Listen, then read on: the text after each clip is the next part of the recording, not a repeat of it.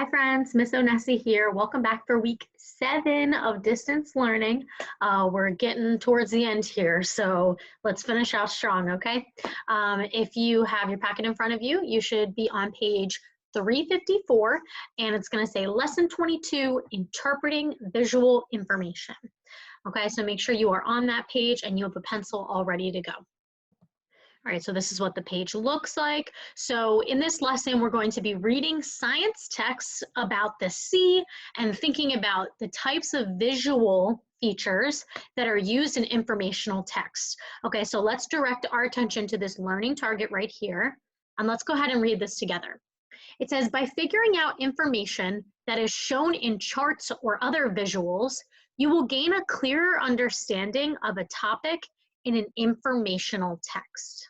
Okay, so I know that sounds like a mouthful, but really what we're going to be looking at today is looking at those different types of visuals that authors provide. So things like charts, things like pictures, things like graphs that help us understand what the author's trying to teach us. Okay, so let's go ahead and direct our attention down here to this read section. Let's go ahead and read this part together. It says, while reading informational texts, you often see photos, diagrams, and timelines. These visuals explain ideas about a topic that words alone cannot. You also might see graphs with quantitative information in the form of other numbers or other data. So all quantitative means is when you're measuring something with numbers, okay? So it's gonna show us data, like say I have 5 pickles in my fridge and 2 oranges in my fridge, right? I might put it on a graph, and all that quantitative data means is the 5 of the pickles and the 2 of the oranges. If you come across a special text feature, figure out its purpose. Ask yourself, what information does it give? How does it work together with text details to add to your understanding of the topic? So we're going to go ahead and read the text below and study the bar graph, and we're going to figure out how the graph helps us understand the text. Okay. Now, before we get into that, I just want to show you a couple examples of visuals that an author will use. So these are just a couple examples. You can see we have different pictures. We can see we have different objects, charts, graphs, maps. These are all things that authors are going to put in the text to help us get more information about our topic, okay? Okay, so let's go ahead and look here and read this section together. It says, a few months ago, I helped my science teacher set up a fish tank.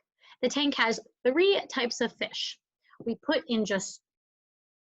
tank has 3 types of fish. We put in just 2 of the largest types of fish and many of the smaller types of fish. The tank is large enough to follow this rule. Each fish needs about 1 gallon of water to be healthy. Okay, now let's go ahead and look at this graphic that the author provided for us to give us some more information. This is called a bar graph, okay? It's called a bar graph because the amounts here are represented by bars. See the bars? Which vary in length, so they get smaller or bigger depending on the number that they represent, right? So we see that the angelfish here has 2, so this bar goes up to the 2 line, but we see that the danio fish, there's 8 of them, right? So they go up to this line. So we have obviously more danio fish than we have angelfish because this signifies 2 and this signifies 8. And then we have this tetrafish here, which we see carries 6 fish, okay? All right, let's go on to page 355. Let's read this think part together here.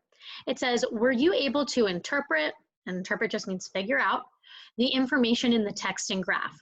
From the details, you should have a good idea of how many fish are in the tank and what kind of fish live in the tank. Let's use the passage and the graph to fill in this chart below. This chart's going to help us organize our thinking a little bit. So this column says what the text says and then what the graph shows. So remember, the graph is adding more information than the author even gives us. So what extra information do we get from the graph that the text did not give us?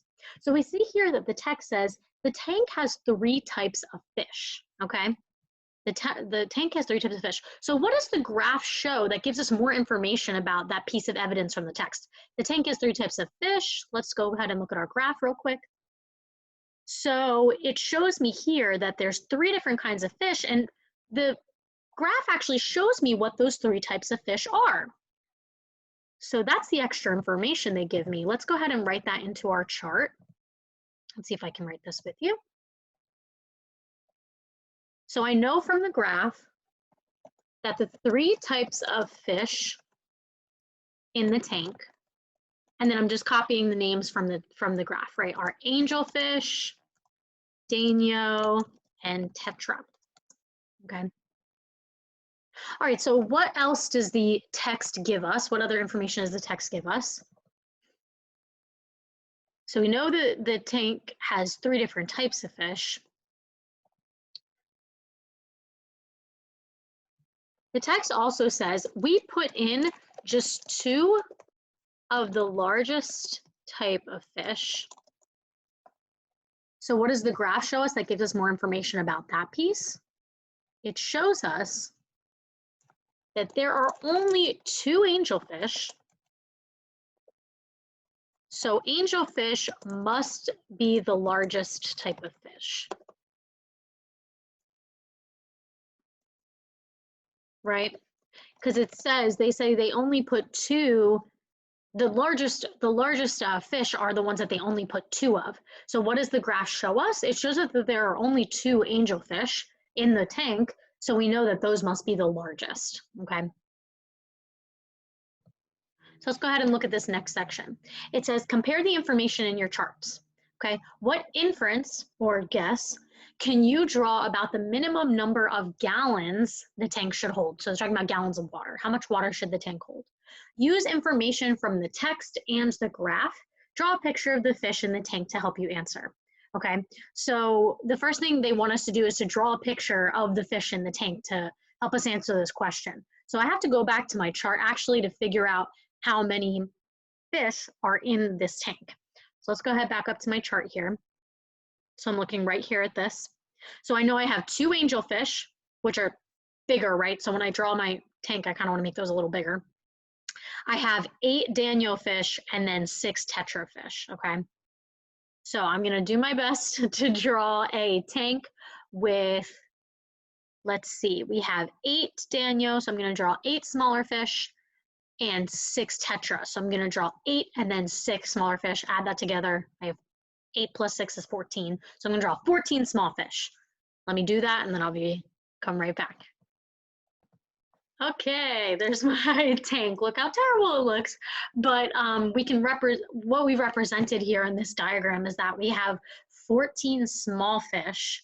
So remember, that's from our chart up here. We have 2 of the angel, we have 8 of the danio and 6 of the tetra. And then I have my 2 big angelfish over here, okay? So this is asking me the minimum number of gallons the tank should hold. So this information I got over here is from my chart, but actually in the text up here it says,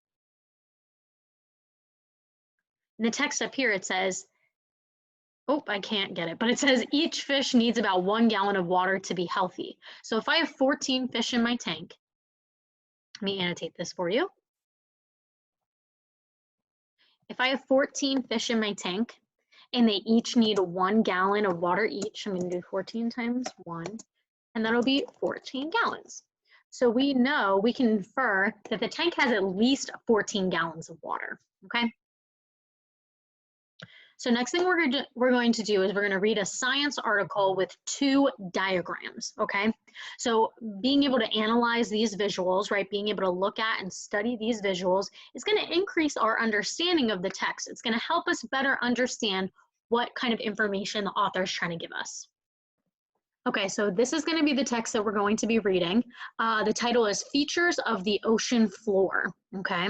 And go ahead and pay attention to these visuals right here. We have 2 different diagrams, okay? So while you're reading this text, I want you guys to think about why the author included these diagrams. Why did the author think this would be useful to the reader? What extra information do they provide? So go ahead and read this article independently. And again, while you're reading it, try to figure out why the author included those diagrams. Play the video once you finished reading. All right, so now that we're finished reading our text, just a few questions to go over before we move on. Number one, what are the two kinds of underwater mountains that are described in the article?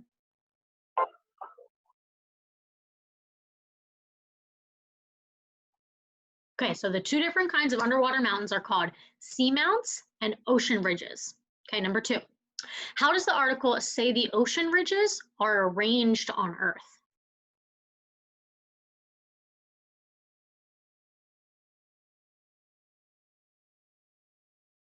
Okay, so the article says that they actually connect up into a mountain chain that goes across the whole planet. Third and final question, what is the deepest trench in the ocean called?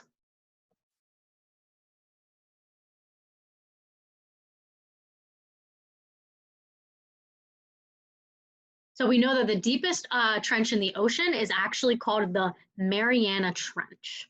So deep. So we've read this article once. Now for our second read, we are going to be looking really closely at those diagrams and comparing them to the words in the text.